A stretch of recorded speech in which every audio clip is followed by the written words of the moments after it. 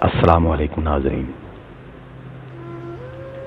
کوفہ کا ایک رافضی حضرت عثمان غنی ذوالنورین رضی اللہ تعالی عنہ کے خلاف بکواس کرتا تھا۔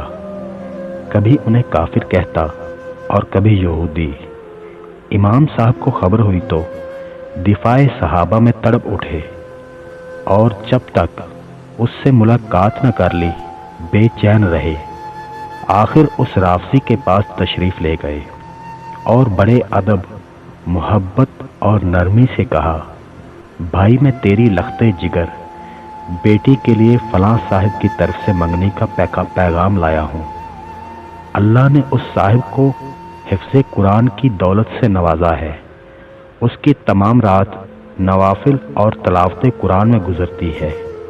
خدا کا خوف ہمہ وقت غالب رہتا ہے، تقوی میں اس کی نظیر نہیں۔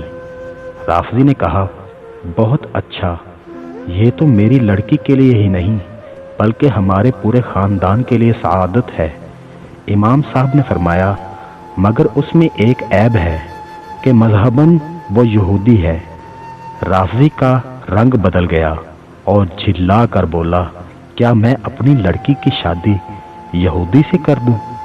تب امام صاحب نے فرمایا، بھائی آپ تو اپنی لخت جگر کو ایک یہودی کے نکاح میں دینے کو تیار نہیں، تو حضور صلی اللہ علیہ وسلم نے اپنے جگر کے دو ٹکڑے یعنی کہ دو بیٹیاں حضرت عثمان غنی رضی اللہ تعالی عنہ جو آپ کے گمان میں یہودی تھا کو کس طرح دے دیا؟